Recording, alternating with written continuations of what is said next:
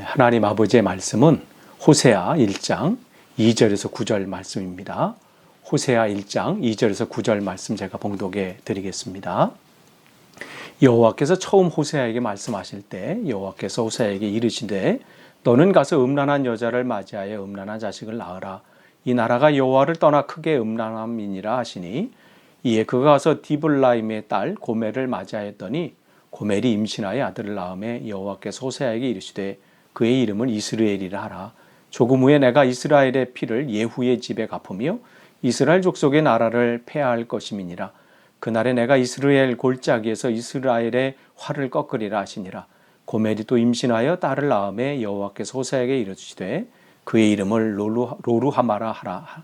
내가 다시는 이스라엘 족속을 긍휼히 여겨서 용서하지 않을 것임이니라. 그러나 내가 유다 족속을 긍휼히 여겨 그들이 하나님 여호와로 구원하겠고 활과 칼이나 전쟁이나 말과 마병으로 구원하지 아니하리라 하시니라. 고멜이 로루하마를 젖된 후에 또 임신하여 아들을 낳음에 여호와께서 이르시되 그의 이름을 로암미라 하라. 너희는 내 백성이 아니요 나는 너희 하나님이 되지 아니할 것임이니라. 아멘. 오늘 또 이렇게 온라인 예배 함께 하신 여러분들을 환영하고 축복합니다. 지금 정전 관계로 인해서 조금 조명 상태도 그렇고 뭐 여러 가지로 어려운 상황 가운데 있지만 또 오늘 말씀 함께 나누면서 또 하나님이 오늘 예비하신 더 큰 은혜가 있을 것을 기대합니다. 또 전하는 전하 들으시는 여러분이나 또 우리 함께 귀한 시간이 되었으면 좋겠습니다. 우리가 금요일마다 지금 소선지자 그 한 사람 한 분을 이제 살펴보고 있는데 우리가 이제 아모스서에 이어서 지금 호세아서를 오늘 세 번째 하고 있습니다. 지난 이제 두 번의 시간들 여러분이 또 이제 기억을 하시고요. 또 여기 보시면 이제 2절에 여호와께서 처음 호세아에게 말씀하실 때 여호와께서 호세아에게 이르시되 너는 가서 음란한 여자를 맞이하여 음란한 자식을 낳으라. 이 나라가 여호와를 떠나 크게 음란함이니라 하시니라. 그러니까 사실 호세아에게는 인간적으로 감당하기 어려운 지금 일들을 겪고 있잖아요. 그런데 하나님께서는 그러한 것을 겪으면서 이스라엘 백성들이 하나님을 향한 그 마음의 부정함들, 그것을 이스라엘 향한 그 부정함 속에서도 하나님이 이스라엘 향한 그 사랑을 나타내시는 것이죠. 고멜이 원래 창녀였든 아니면 그녀가 결혼 후에 호세아를 철저히 배신해서 다른 남자와 부정한 관계를 맺었던 호세아에게는 정말 감당하기 힘든 그런 결혼 생활을 해야 하는 것이죠. 그러나 그 배후에는 하나님께서 이스라엘 자손들에게 하시고자 하는 분명한 메시지가 존재합니다. 때로는 우리가 이해하든 못하든 어떤 상황 가운데 하나님은 우리를 통해서 하나님의 그 계획하심을 이루실 때가 있어요. 그러니까 지금 이 호세아는 지금 이해가 안 되는 상황이에요. 누가 이런 결혼 생활을 원하는 사람이 있겠어요. 그러나 그 이해가 안 되는 그러한 명령일지라도 순종하기로 하지 호세아는. 그래서 그 앞에 누구도 가보지 않은 또 누구도 감당하기 어려운 그 길을 지금 가고 있는 거예요. 그러나 자기의 그 순종을 통해서 하나님의 그 계획하심이 이루어질 수 있다면 그는 기꺼이 그것을 감내하는 것이 지금 호세아 선지자입니다. 호세아의 그 불행한 결혼 생활이죠.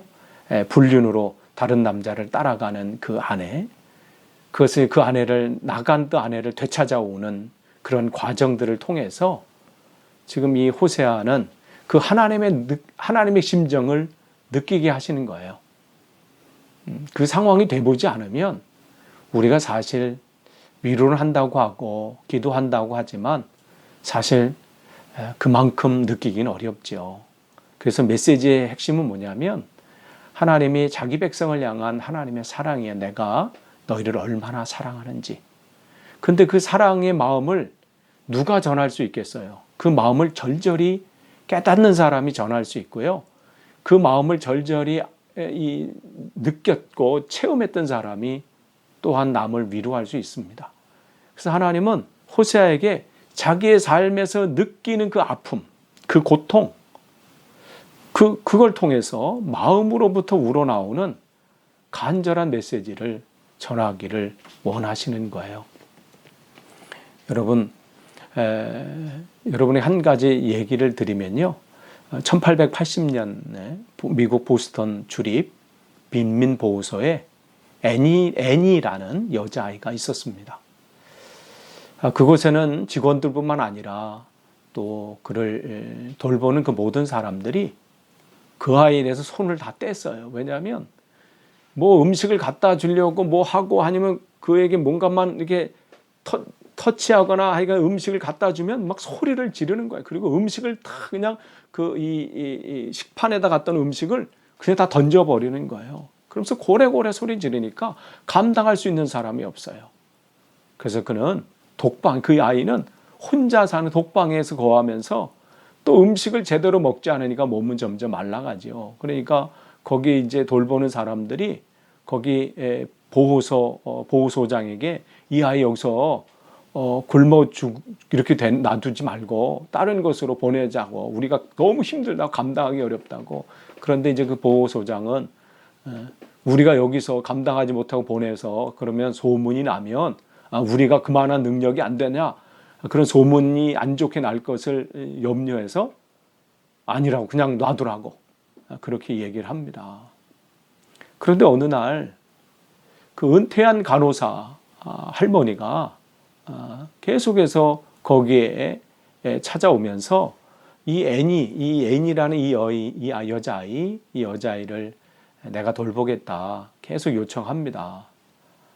그래서 결국 허락을 해요. 그러면서 아이에게 이제 개인적으로 이제 그 아이를 이제 케어하면서 그에게 이런 말을 해요. 세상에 포기해도 되는 사람은 없다. 우리 서로에게 쓸모 있는 사람이 되어주기로 약속하자. 그렇게 이제 다가섰어요. 그런데 어떻게 막 소리를 지르는 거야. 그리고 또 식판을 막 내던지면서, 그러니까 주위의 사람들이 포기하라고. 얘는 될 아이가 아니라는 거죠. 뭐 이제는 여기 될 아이가 아니니까 그냥 하라는 거. 근데 이 할머니는 그 아이의 사연을 듣습니다. 이 아이가 자기 동생하고 남동생하고 여기 이 빈민보호소에 들어왔을 때 정말 그 동생을 잘 돌보고 있었는데 어느 날 동생이 먼저 병으로 죽습니다. 죽은 다음에 이렇게 정신이 나갔다고 얘기를 해요. 막 정신이 나간 거예요. 그러니까 그런 얘기를 듣고 이 애니를 돌보기 시작한 지 얼마 안 돼서 이 여자아이가 후천적인 시각장애이라는 것을 알게 됩니다. 이 보호소에서 제대로 치료하지 않아서 그냥 시각장애인이 돼버린 거예요. 그래서 이제 할머니는 이 아이를 입양하기로 결정하고 자기 집에서 돌봅니다. 그리고 그에게 계속해서 다가서요. 막 소리를 지르고 막 거부해도 내가 너를 얼마나 사랑하는지 아니. 그러면서 그 사랑을 계속 전하고요. 또 세상은 눈으로만 보는 게 아니야. 마음으로 보는 거야.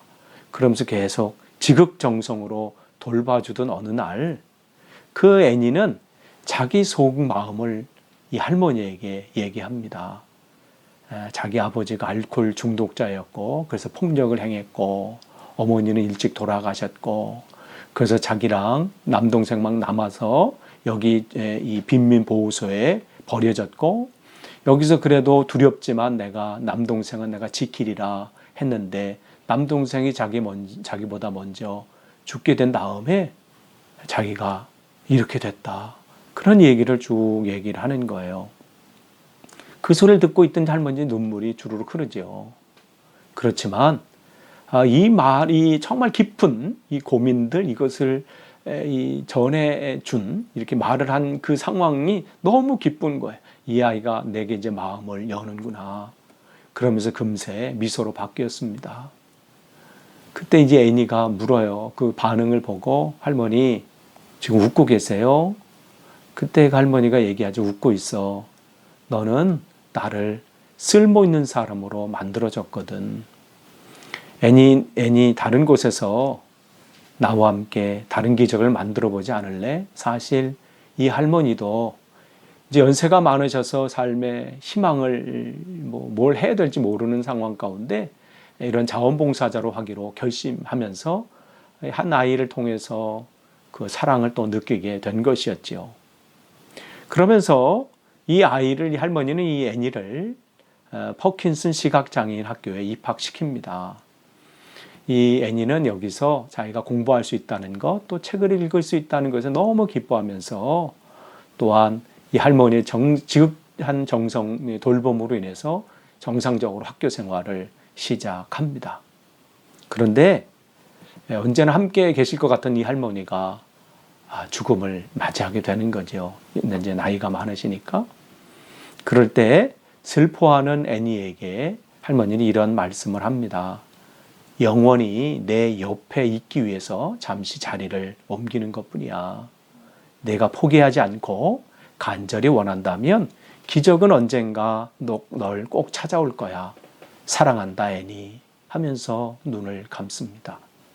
할머니 없이 장애인 학교를 다녔지만 빈민보호소 출신이라는 소문, 또 고아라는 그런 것들로 인해서 주위 아이들로 또 여러 가지 놀림이 점점 심해졌지만 그렇지만 그는 포기할 수가 없었어요. 슬플 때마다 할머니 묘비를 찾아갑니다. 가서 묘비에 앉아서 할머니, 기적이라는 것이 정말 있을까요? 그렇게 되뇌이고 또 그날도 되뇌이면서 내려오다가 강가 그 다리 위에 걸터 앉았습니다. 지나가던 한 중년 남자가 이 애니가 자살하는 줄 알고 거기서 얘기합니다. 희망이 없는 세상에서 우리가 선택할 수 있는 것은 결국 죽음뿐이지. 애니는 자기가 자살하는 줄 알고 있는 아저씨에게 내가 자살하는 게 아니고요. 앞으로 내가 무엇을 할 수 있는 일이 있는지 잠시 생각하는 중이었어요. 비록 앞을 볼 수 없지만 희망을 볼 수 있는 눈을 가졌거든요. 한 여자의 이런 당찬 말에 이 중년 남자는 눈을 뜨고 있지만 희망이 보이지 못하는 나와는 정반대구나. 사실 이 남자도 죽음을 생각하고 있었던 겁니다. 그러자 소녀가 기적을 믿지 않았다면 정말 이 강물에 몸을 던졌을지도 모르지요. 그러나 누구나 모든 기적에 대한 권리를 갖고 있어요. 우린 이 모든 기적에 대한 자격이 있어요. 언젠가 제게도 눈을 뜰 수 있는 기적이 찾아올지도 모르잖아요. 애니는 할머니가 자기에게 늘 해줬던 말을 되뇌입니다. 그 소리를 듣고 있던 중년의 남자가 대답합니다. 어쩌면 그 기적이 가까이 왔는지 모르겠구나. 애니는 우연히 강가에서 만난 중년 의사 선생님을 통해서 시력을 되찾을 수 있는 기회를 얻었습니다. 감사하다는 애니의 말에 의사는 희망을 잃은 나에게 내가 희망을 주었으니 오히려 내가 감사하다 하는 말을 전합니다. 퇴원한 애니는 다짐합니다. 제가 받은 이 기적을 어떻게 갚으며 살아야 할까요? 학교에서 다른 장애 학우를 도우며 우수한 성적으로 졸업하고 졸업생 대표로 연설을 합니다. 이곳에 오기까지 제 삶은 뿌리부터 잔인하고 처참했습니다. 그리고 마음은 언제나 물음표 가득했습니다. 그런 나에게 첫 번째 기적이 일어났는데 그것은 로라 할머니가 찾아온 것입니다. 제게 마음의 눈으로 세상을 바라보는 법을 가르쳐 주셨어요. 그리고 한 가지, 포기해도 되는 사람은 없다는 것, 그리고 기적은 존재한다는 것을 말씀해 주셨어요. 졸업 후에 우리에게 수많은 어려움이 있겠지만 저는 로라 할머니께서 말씀하신 것처럼 제 인생에, 여러분의 인생에 꼭 기적이 찾아올 것이라고 믿습니다. 졸업 후 이 애니는 새로운 발걸음을 시작합니다. 로라 할머니, 전 할머니께서 제게 준 기적을 또 다른 사람에게 전해주러 가요. 그 사람이 또 다른 이에게 이 기적을 만들어주길 바라면서요. 위탁시설로 찾아가 자기가 맡아야 할 아이를 소개받는데 그 아이의 모습은 로라 할머니를 만나기 전에 자기 모습과 같았습니다. 애니는 그 소녀에게 인사합니다. 안녕, 헬렌 켈러, 너와 함께 지내게 될 설리반 선생님이야.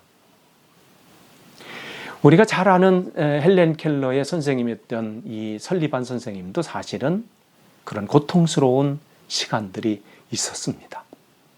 그런 고통스러운 시간들이 있었기 때문에 그는 한 영혼을 그 마음으로 다가설 수 있었던 것이죠. 여러분에게 지금 어떠한 고통이 있습니까? 여러분에게 지금 감당하기 어려운, 어쩌면 이 호세아처럼 왜 하나님 나에게 이러한 고통을 주십니까? 왜 하나님 나에게 이렇게 감당하기 어려운 이러한 시련들을 주시고 이러한 말씀을 주시고 이러한 명령을 주십니까? 그렇지만 여러분, 하나님은 여러분의 그 순종을 통해서, 여러분의 그 헌신을 통해서 또 한 영혼을 구원하기를 원하고 계세요. 호세아가 감당하기 어려운 이 일이 있어요. 그러나 그는 그 앞에 순종하는 거죠. 그러나 그 순종을 통해서 놀라운 일들이 일어났습니다. 여기 보세요. 3절에 고멜을 맞이해서 임신하여 아들을 낳는데 응답하는 거잖아요. 감당하기 어렵지만 그 앞에 가는 거예요. 좁은 길이지만, 고난의 길이지만 주님 말씀하시니까 가는 거예요. 요청에 응답하면요, 하나님의 크게 일들을 경험하게 됩니다. 그러나 거절하면 내가 할 수 있는 크게 일들을 경험하다가 끝나는 거예요. 이 나라가 음란함이라 말씀을 하시죠. 2절에. 왜 그래요?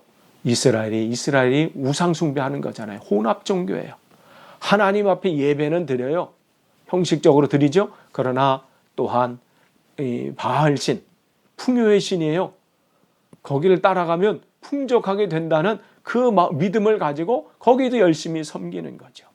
그러니까 하나님과의 관계가 끊어진 거예요.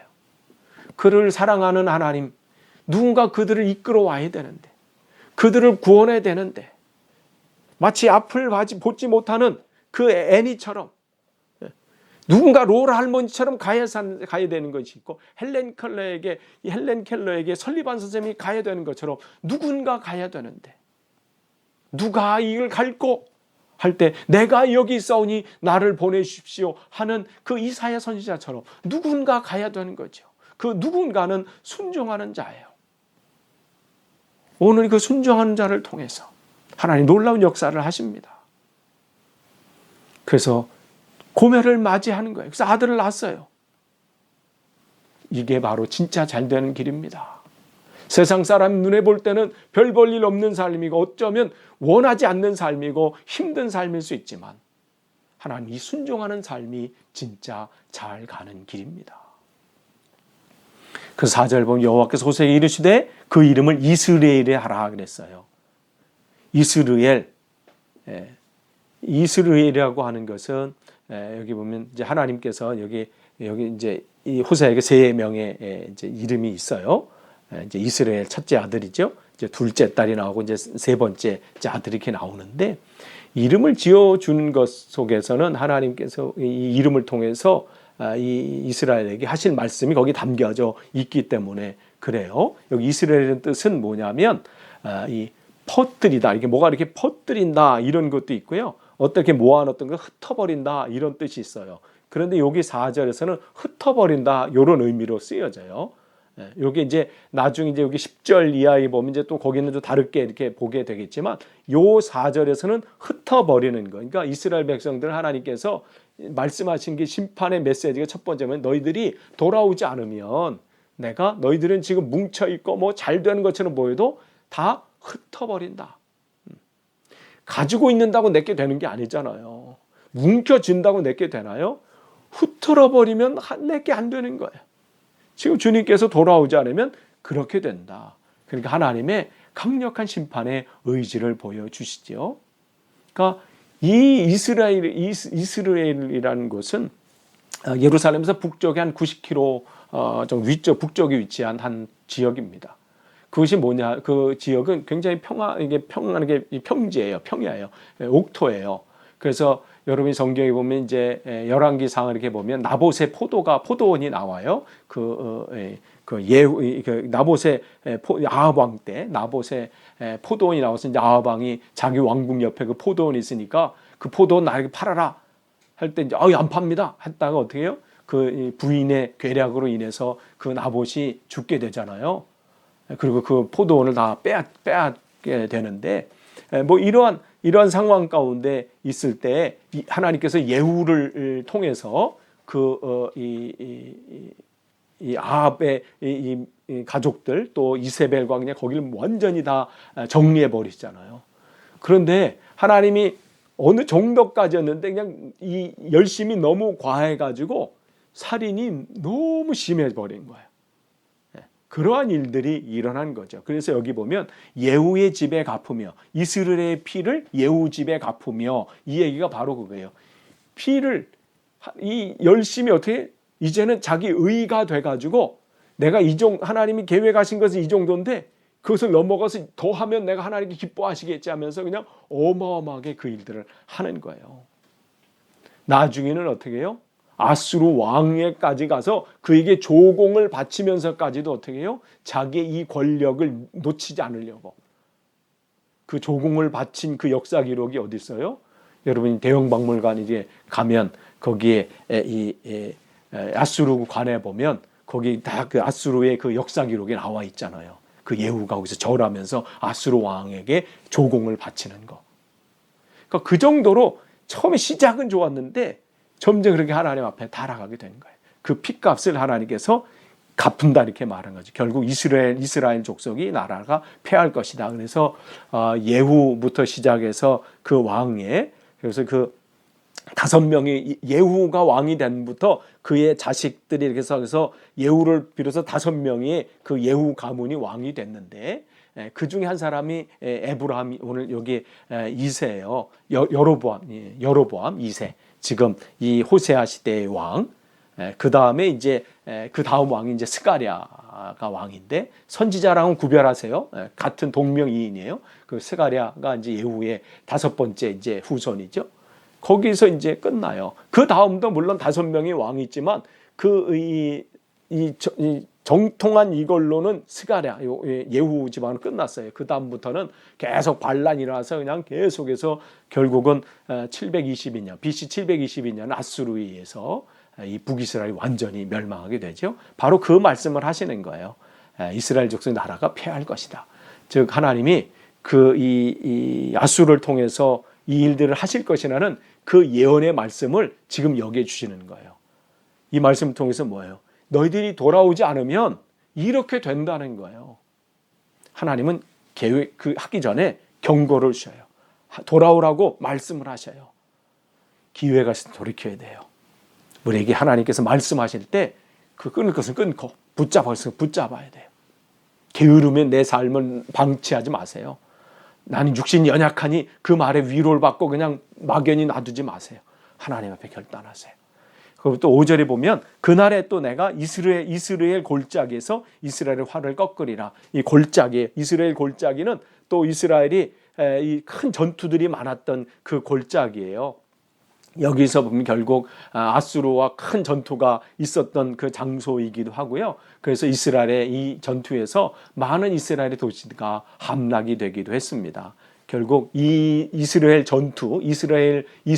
골짜기 전투로 인해서 이스라엘의 이 굉장히 콧대가 높았던 모든 이런 것들이 확 꼬꾸라지는 그러한 계기가 되거든요. 하여간 그러한 일들이 일어날 것이다. 너희들은 지금 호세아 시대 이 상황은 어땠다고 그랬어요? 경제적으로 굉장히 막 부흥되고 이제는 우리가 잘 되는가 보다 했던 그러한 때가 있지만 네가 고꾸라질 때가 온다. 그 말씀을 하시는 거예요. 또 6절 보시면 고멜이 또 임신해서 딸을 낳음에 여호와께서 호세아에게 이르시되 그 이름을 로루하마라 하라. 그러니까 계속해서 하나님께서 이스라엘도 마찬가지고 여기도 마찬가지지만 하나님께서 계속해서 이름을 지어주셔요.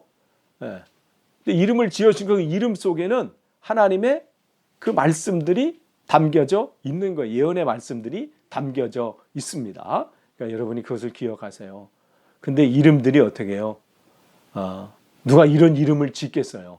그러나 이 이름에 다 메시지가 있기 때문에 그렇습니다. 로루하마라는 뜻은 뭐냐면 여기 나온 거예요. 내가 다시는 이스라엘 족속을 긍휼히 여겨서 용서하지 않을 것이다. 이게 이름의 뜻이에요. 로라는 것은 부정한다는 거예요. 아니다라는 뜻이에요. 그 다음에 루하마이라는 것은 국률하심을 얻는다. 그러니까 어떻게 해요? 이걸 합치면 뭐예요? 국률하심을 얻지 못한다. 이런 뜻이죠. 그러니까 이 딸이 그렇다는 게 아니고요. 호세아의 딸이 앞으로는 국률함을 못한 이게 아니라 이스라엘 백성이 그렇게 된다. 이러한 뜻입니다. 그래서 그 이름 속에는 단순히 그 이름이 아니라 거기에 그런 뜻이 담겨져 있어요. 그래서 구약 성경에서 나오는 그 사람의 이름이든지 지명이든지 모든 것 이름 속에는 그 명칭 이상의 의미가 담겨져 있어요. 거기에 그 이름은 그 존재 자체입니다. 그래서 아브라함의 하나님 이런 것은 그 이름 자체에 바로 그가 이름입니다. 그래서 그 하나님이 회개치 않으면 너희들이 회개치 않으면 그런 일들이 일어난다는 거죠. 내가 흐트러 버린다. 이스라엘. 여긴 또 어떻게 너희들 또 기회를 주는데 다시 이 기회를 주는데 돌아오지 않으면 너희는 다시는 이제 용서받을 기회를 얻지 못한다. 내가 다시는 너희를 긍휼히 여기지 않겠다. 이 말씀하시는 거예요. 그런데 어떻게 여기 보면 그러나 내가 유다 족속은 7절 보시면 유다 족속은 긍휼히 여겨 그들이 하나님 여호와로 구원을 하겠고 아직까지 유다 족속은 남유다죠. 유다는 아직까지 하나님을 신뢰하고 여전히 주님을 경배하는 그 모습을 볼 수 있어요. 그래서 그들은 계속해서 돌아올 때 내가 그들을 구원하겠다. 근데 누가 구원하신다는 거예요? 하나님이 구원하신다. 그리고 근데 어떻게 구원하느냐? 방법을 말씀하세요. 활과 칼이나 전쟁이나 말과 마병으로 구원하지 않는다. 세상적인 방법으로 하시는 게 아니에요. 하나님의 방법으로 하시는 거예요. 그러니까 남유다에서는 계속해서 하나님 지속적으로 하나님의 그 사랑을 긍휼을 베풀 것이고 구원하실 것을 지금 예언하고 계시죠. 그러니까 지금 아직까지는 그들이 하나님을 신뢰하고 바라보기 때문에 그렇습니다. 그러니까 하나님의 구원하시는 방법은 세상적인 방법이 있지 않아요. 그래서 남유다에도 똑같이 아수르에게 쳐들어온 일들이 일어났죠. 그럴 때 우리가 대표적인 왕 중에 한 사람 히스기야가 어떻게 한가요? 그 사내립이 쳐들어왔을 때 그들이 보낸 협박 편지를 하나님께 하면서 하나님 이 편지를 보십시오. 하나님 응답해 주십시오. 간구할 때 어떻게 하나님께서 이사야를 통해서 하나님이 그들에게 하나님 보호하심을 말씀해 주시는 것을 우리는 성경을 통해서 볼 수 있습니다. 그렇기 때문에 신앙의 사람들은 날마다 그것을 경험하게 되잖아요. 그래서 사무엘상 17장 47절 말씀 보면 그 말씀을 하잖아요. 여호와의 구원하심이 칼과 창에 있지 아니함을 이 무리로 알게 하리라. 전쟁은 여호와께 속하는 것이다. 누구의 고백이에요? 누구의 다짐이에요? 다윗의 다짐이잖아요. 다윗은 또 이런 다짐을 합니다. 시편 20편 7절에 어떤 사람은 병거, 어떤 사람은 말을 의지하나 우리는 여호와 우리 하나님의 이름을 자랑하리로다. 이러한 고백을 합니다. 그러니까 이 하나님을 신뢰할 때 하나님이 우리를 통해서 역사하시는데 세상의 방법이 아니에요. 세상의 방법으로는 이게 될까? 이 상황 가운데 안 되지. 포기할 수밖에 없어요. 그러나 하나님의 방법은 막힌 담을 허뭅니다. 견고한 진을 무너뜨리시는 거예요. 세상에 다른 방법으로 할 수 없었던 것을 우리에게 보여주십니다. 오늘 하나님을 여기 유다 족속이라고 표현하는 것은 하나님을 신뢰하는 사람들이에요. 어떠한 상황 가운데서도 주님을 의지하는 사람들을 어떻게 구원하실지 그 방법을 보여주시는 거예요. 여러분 여러분 의지하세요. 여러분의 어떠한 상황 가운데서도 주님을 신뢰하십시오. 주님께서 여러분을 통해서 역사하신다는 것이죠. 그래서 8절 보시면 고멜이 로루하마를 젖댄 후에 그랬어요. 이제 둘째예요. 로루하마. 둘째를 젖댄 후에 그 고대 근동의 기록을 보면 이 젖대기까지 이 아이가 이제 젖먹이 아이가 젖을 뗀다. 그게 보통 한 3년 정도 걸렸다고 합니다. 그러니까 그러니까 3년 정도 됐을 때 임신을 또 한 거예요. 그 다음에 어떻게 해요? 이제 셋째가 태어난 거지. 아들을 낳았는데 9절에 여호와께서 이르시되 그의 이름을 로암미라 하라. 그러니까 이제 둘째하고 넷째는 한 4살 정도 차이가 나는 거겠죠. 그러니까 로루아마가 3년 정도 3살 정도 됐을 때 이제 임신하게 되는데 그 로암미라는 뜻은 뭐예요? 너희는 내 백성이 아니고 나는 너희 하나님이 되지 않는다. 이게 로암미의 뜻이거든요. 로는 아니다라는 뜻이라고 그랬어요. 그 다음에 암미라는 것은 나의 백성 이런 뜻이에요. 그러니까 나의 백성이 아니다 이런 뜻이 로암미예요. 그러니까 하나님께서는 돌이키기를 원하셨어요. 첫째, 하나님께서 이스라엘을 통해서 너희들이 돌이켜야지면 내가 다 흐트러 버린다. 그 다음에 로루하마를 통해서 너희들 돌아오지 않으면 너희들 다시는 긍휼함이 없고 내가 다시는 용서하지 않는다. 그렇게 기다렸어요. 그런데 3년이 되도록 어떻게 해요? 돌이키지 않아요. 여전히 뻣뻣합니다. 여전히 자기의 길을 갑니다. 여전히 바꾸질 않아요. 그럴 때 하나님께 뭐예요? 너희는 이제는 내 백성이 아니다. 이게 우리들이 하나님께로부터 듣는 가장 저주스러운 말인 것 같아요. 나는 너를 모른다. 무슨 얘기예요? 너는 내 백성이 아니다. 이거잖아요. 성경에서 가장 제가 좋아하는 말씀 중에 하나가 임마누엘이거든요. 하나님이 나와 함께 하신다. 그의 반대는 이거예요. 로암미, 너는 내 백성이 아니다. 나는 너와 함께 하지 않는다. 이게 돌이키지 않을 때 우리가 마지막 때 하나님 앞에 들어서 듣지 말아야 할 소리가 이거예요. 심판대 앞에서 주여 주여 내가 주의 이름으로 선지자 노릇하고 또 이 귀신을 내어쫓고 능력을 행하지 않았습니까? 그럴 때 내가 도무지 너를 알지 못한다. 불법을 행하는 자들아 내게서 떠나라. 로암미 아니에요? 끝내 그들은 돌이키지 않는 거예요. 하나님의 목적은 심판에 있지 않아요. 돌이키는 데 있습니다. 그래서 하나님께서 오늘도 계속해서 우리에게 말씀을 주시고요. 또 우리를 통해서 말씀을 전하게 하세요. 그 영혼에게 오늘도 또 전하시고 또 전하게 하시고 때로는 저들에게 이 정도 했으면 바뀔 만도 한데 그러나 여러분 아까 그 할머니의 마음으로 그 애니의 마음으로 여러분에게 찾아가길 원합니다.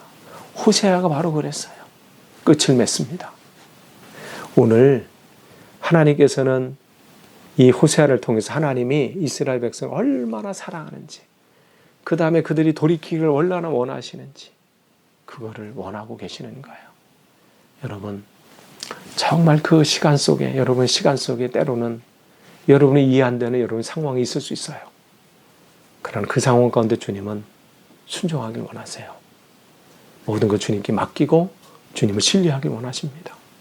맡겨진 사명을 감당하길 원하세요. 그러면 순종한 여러분을 통해서 하나님의 놀라운 일들이 일어나요. 그러한 저와 여러분 우리 교회가 되기를 간절히 축원합니다. 오늘은 지금 어떤 상황이 지금 몰라서요. 오늘은 제가 기도하고 또 주기도문함으로 오늘은 마치도록 하겠습니다. 제가 기도하겠습니다. 하나님 오늘 귀한 말씀을 주셨습니다. 우리에게 때로는 내가 감당할 수 없는 그런 상황들이 펼쳐질 수 있습니다. 하나님 왜 내게 이러한 사명을 감당하시지? 또 왜 내게 이러한 어려운 일들을 막 내게 나타나지? 또 왜 내게 이러한 어려운 상황들이 내게 이렇게 일어나지? 그것 때문에 힘들어하고 눈물을 흘리고 감당하려 오는 것이 있다 할지라도 주님 그럴 때 더욱더 우리 손을 들기를 원합니다. 주의 인자하심이 생명보다 나음을 고백하며 입술의 고백이 아닌 그 찬양이 내 삶의 고백이 되길 원하고 또 나를 통해서 하나님이 계획하신 일들이 어떤 어려운 길일지라도 그 좁은 길을 걸어갈 수 있는 믿음과 용기 또한 우리에게 허락하여 주옵소서. 코로나19로 전 세계가 고통 가운데 있습니다. 주님 불쌍히 여겨주시고 이 땅을 고쳐주시고 하나님 다시금 일상으로 돌아갈 수 있는 은혜를 더하시고 다시 모여서 기쁨으로 찬양하며 힘껏 기도하며 찬양할 수 있는 기회를 우리에게 허락하여 주옵소서. 한국을 방문 중인 성도들이 있습니다. 한국 일정들 하나님 함께 하시고 그곳에서 하나님의 날마다 시간 속에서 하나님의 큰 은혜를 경험할 수 있게 하옵소서.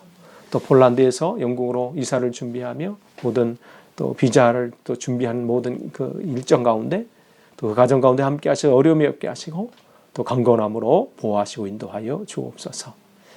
또 하나님, 우리에게 기도의 제목이 있습니다.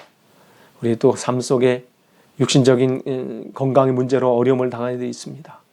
경제적인 문제로 어려움을 당하는 이들이 있습니까?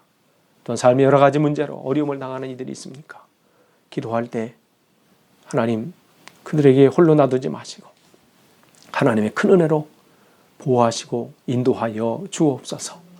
하나님의 때 하나님 방법으로 놀라운 기적을 맛보게 도와 주옵소서. 기적이 정말 있을까요? 그렇게 질문했던 그 어린 아이에게 하나님 기적을 맛보게 하신 것처럼 그들의 삶 속에도 하나님의 놀라운 기적을 맛보게 도와 주옵소서. 하나님, 이 밤도 하나님 평안케 하시고 복된 하루 또 내일 맞이하게 하옵소서. 감사드리며 예수님의 이름으로 기도하옵나이다. 아멘.